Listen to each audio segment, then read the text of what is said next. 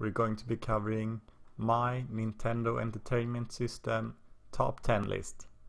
It's going to be a list of games that I recommend you play now, games that are still hold up today, even against modern games, and games that you will enjoy playing now. So this will probably be a little bit disappointing for some people, because some titles you feel like should be on there might not be, but this is the list I would recommend if you would start collecting or playing on an emulator or something like that today.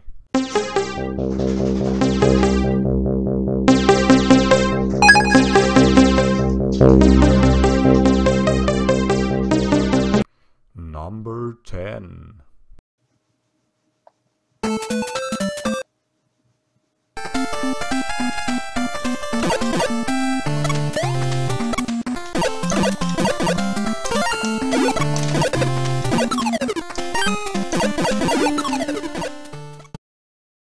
So at 10th place we have Darkwing Duck. Darkwing Duck is a platformer that based on the Disney character that had a TV show back in the day. It's said that the game is built on a tweaked Mega Man 5 engine, and you can tell it plays a lot like Mega Man actually. You have this gas-powered gun that you can find different shots for. Darkwing Duck is of course a kind of Batman clone character. You can tell because he has a lot of gadgets, and all the villains he faces are kind of close to a lot of Batman villains. This game is good because Disney games in general for the NES were very good.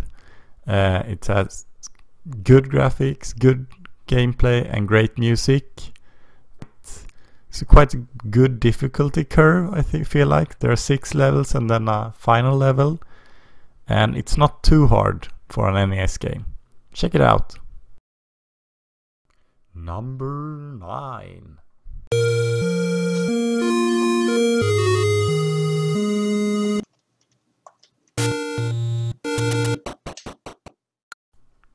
At the 9th place we have The Legend of Zelda, which started the epic franchise, which is still running today. It can easily be explained as an open world adventure game where you roam around on this big map and you look for items to progress. I think this game is really good because there's a lot of secrets and the dungeons are really fun. They have a great layout. You can also find power-ups for your character, which is always nice. It feels almost like an RPG. And there's also a kind of grindy aspect to it. You can grind for coins, and you can use that to buy stuff in the stores, which makes the game a bit easier. I think this game still holds up today, even though it might be one of the more basic in the franchise, of course. Number 8.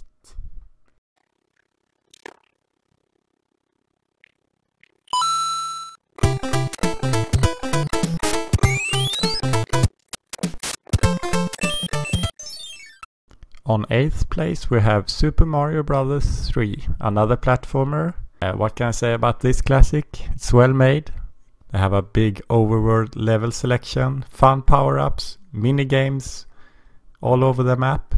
The map really feels alive in this one. If I have anything bad to say, it's that the boss fights are quite similar and the 2-player mode is really redundant. I would rather play it one player and then just passing the controller between each other. But this game definitely had the formula that a lot of Mario games has used since. This classic is still great. You can play it on the SNES also, on the Super Mario All-Stars edition, which is a little bit better I think. It has a built-in save. Try it out. Number 7.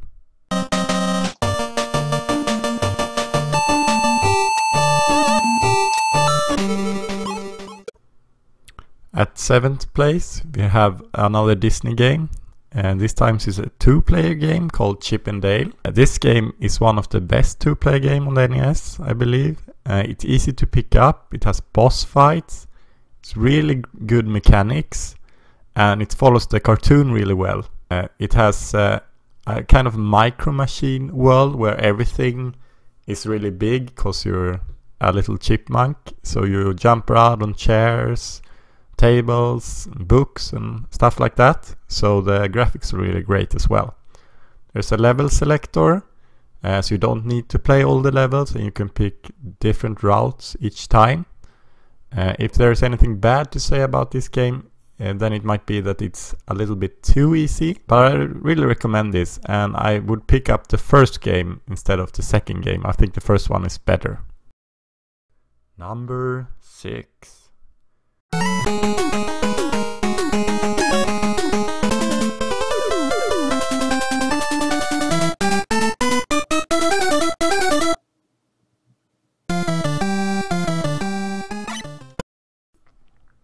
At 6th place we have Mega Man 3, which is the only Mega Man game on my list. Spoiler alert.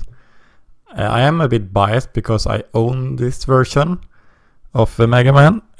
I think Mega Man 4 is probably better mechanic wise, and number 2 has better music, but this one is kind of in between.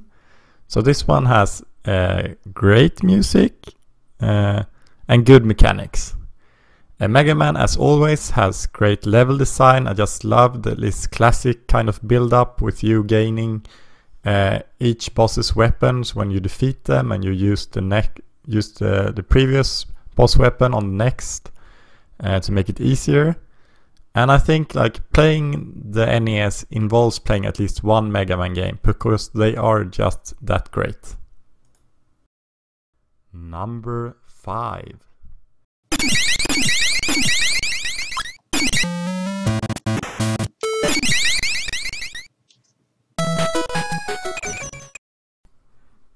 At 5th place we have Little Samson, which is kind of a hidden gem. You can switch characters on the fly, and all the characters have unique abilities. The dragon can hover, the human can climb, the knight can walk on spikes and deals heavy damage, and the mouse has little bombs so that it can blow up, and it can also fit in tight spaces. The game has great mechanics, as I've said a lot of times before. And the game has a good difficulty level, and it really makes a good use of the Nintendo system. You can tell that it's a game made in the late stages of the system. The bad thing is that the music is very repetitive, and the theme and story is a bit lacking and vague. It's a bit uninterested, I would say. Number 4.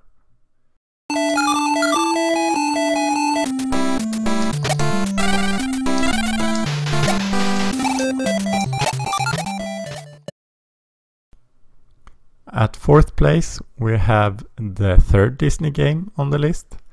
This time it's DuckTales, and in this game you go around the world gathering treasure, and it uses the cane pogo stick jumping, which is undoubtedly one of the best game mechanics that exists in a platformer. It had a TV series back in the day which was awesome, and this game is on par with that series. It's great. It's a bit on the easy side. Another great thing is that this game is still fairly cheap to pick up in a used condition, so I definitely recommend you do that. Number 3.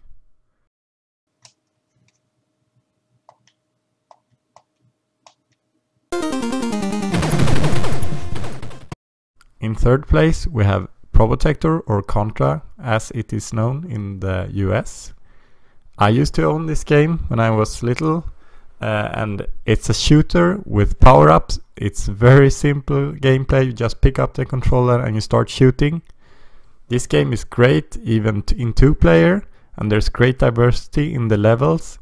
There's even this funny looking 3D kind of level just to change things up. The spread shot is a bit overpowered, and if you want the game to be a bit more difficult, you can avoid picking that up. The second game in the series is well worth taking a look at as well. Number 2.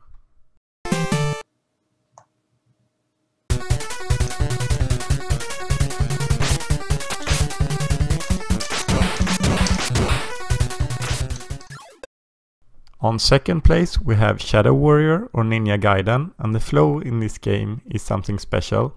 You can kill almost anything with one hit, which makes a very good flow. If you're playing well, it's very satisfying.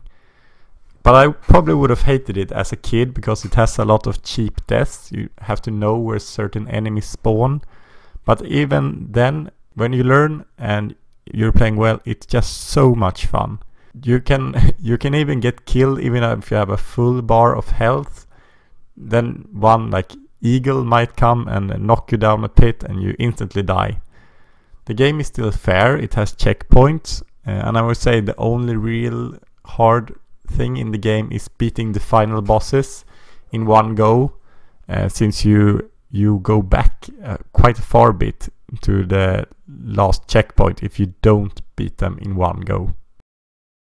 Number 1.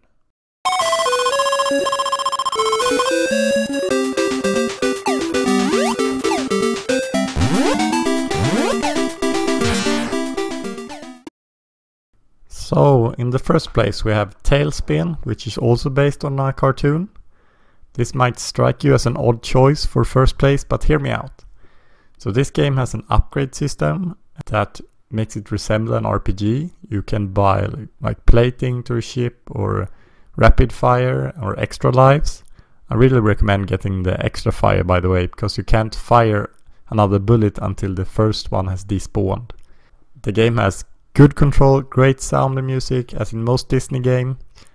Other than that, it has boss fights and bonuses and secrets. I really like games with secrets. I think it gives games an extra dimension. And it's also really relaxing to play because it's an auto-scroller. The game is a little bit on the easier side, but still very fair. This game is still good, and I think most of you will find it good even today. So pick it up and try it. I hope you enjoyed my top 10 list, and please subscribe if you like my channel. I'll see you next time. Bye!